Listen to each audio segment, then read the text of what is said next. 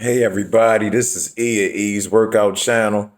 I haven't seen y'all in a while. I haven't made a video in a while. So good to see y'all. This video is gonna be a little different than the ones I normally make, about the supplements and exercise. This video is gonna be about whether or not there's other life in the universe. And the reason why I'm making this video is because I've been reading a lot of articles lately and watching a lot of other videos talking about whether or not there's life, on other planets, other galaxies. And I'm just going to give my opinion, my take on it, what I think about, life out in the universe. Let me first just say the universe is a very, very big place. We can't even comprehend how big it is as human beings. It's that big. We can't even fathom that kind of size. We probably can't even fathom the size of the solar system or the galaxy. So I guess to put it in some kind of perspective before I talk about the life, let me just see if I can give you a good idea of how the Earth compares to the rest of the universe. If you took a grain of sand and cut it into 100 pieces, and you took 1/100th of a piece of that sand and compared it to the rest of the Earth, how big that would be compared to this whole planet, that's how the Earth compares to the rest of the universe. Actually, the Earth may be a little bit smaller than that 1/100th of the grain of sand. But the universe is a huge place, and there's billions, maybe trillions of other stars out there besides our own sun, because the sun is a star, just so you know. And so for all of those billions or trillions of stars, there's always the possibility that there could be life around one of those stars. Now, I see it. I'm gonna give you my three examples of whether or not I think there's life out in the universe. The first would be, with all of the stars out there, there's probably a pretty good chance that there's life similar to us out in the universe. And now, when I say similar to us, that means they may have arms, legs. They may, they can communicate. They can, they have transportation. They can get around. Now, even though they're like us, that may not mean they're made out of the same material as us. Like we're made out of, flesh, blood. Now, say if you have life on another planet and they're made out of stone or they're made out of some kind of metal, but they still have arms and legs and everything and they can get around, they will probably live on a planet that's not going to be like this one. And what I mean by that is, if they're made out of stone or metal, they're probably going to be much more dense and heavy, which probably mean the gravity would be a lot lighter on that planet. And they probably could withstand a much varying degree of temperature than we could. We have to stay around a certain temperature range. They probably could withstand a much hotter climate or a much colder climate.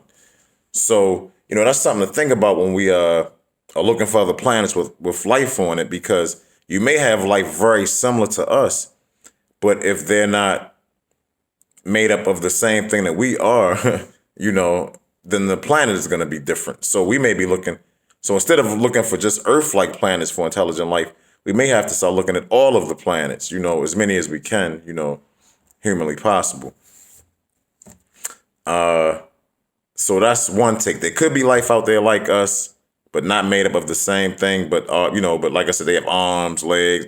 Maybe they have more than two arms and two legs, but they have a way to grab things, pick up things, and move around, and they can communicate with each other. That would, to me, would be intelligent life, even if it's not exactly like us. My second example would be, there's life out there, and it's nothing like us at all. Meaning we may not even be able to use our five senses to even comprehend this life. We may not be able to see it. We may not be able to hear it, smell it, taste it, touch it.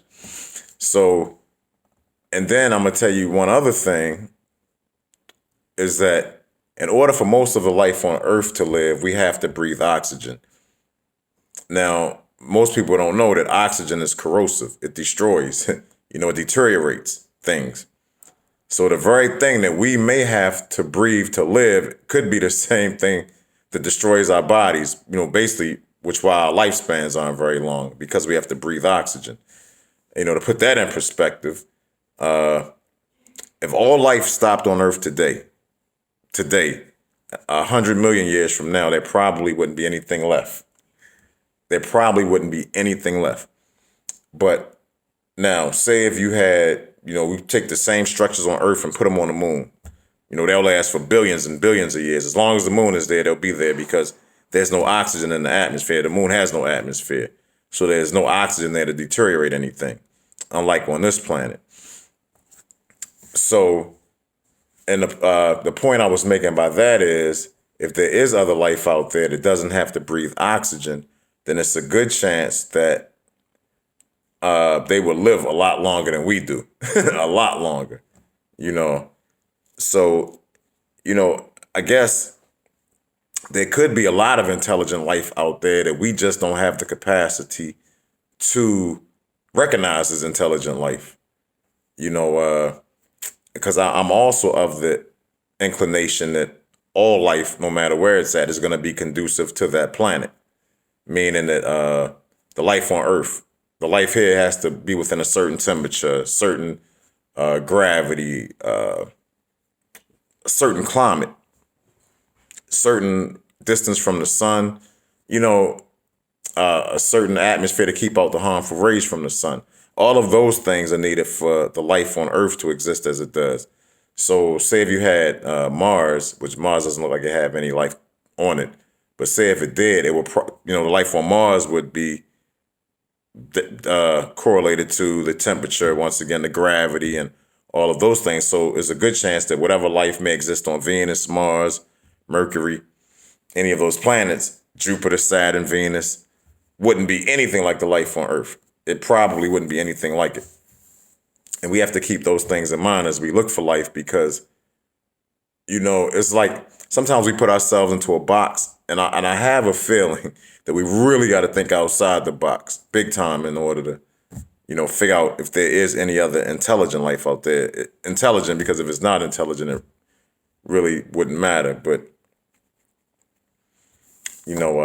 okay. And anyway, for my third example, the last instance of life that may exist in the universe, to me, would be the celestial bodies. Maybe all of these stars and the planets, maybe they're the true living things in the universe. I mean, if you look at how long they last and the size, we could just be parasites on this planet. We may not really have any true significance in the universe. We could very well be a very intricate virus on the planet Earth. The Earth may be the living thing. And you know how we all have worms and bugs inside of our bodies? That may just be what we are to the planet Earth. And for that matter, that could be the same for any other planet that may be out there. The life on it is really not significant. And the true significant life are the stars and I don't know if the planets could be the children of the stars, or, and I'm saying this from a, not a religious perspective, but from a scientific perspective. So right now I'm not factoring in God or, any of those things. I'm just thinking about, what we can see and what we can understand. So yeah, it could just be that, the stars, you got stars, black holes, neutron stars. I mean, just all kind of different celestial bodies in the universe, asteroids and, all kind of things. So maybe, like I said, maybe those things are the true life forms in the universe that matter, and everything else is just not really very significant. As significant as we like to think we are, our lifespans are 100 years. That's like nothing compared to the rest of the universe. It's like so brief and short. But anyway, that's my take on whether or not there's life out there, how I feel about it. I'm probably going to do another video soon. And anyway, if you liked it, please like, comment, subscribe. See you next time. Peace.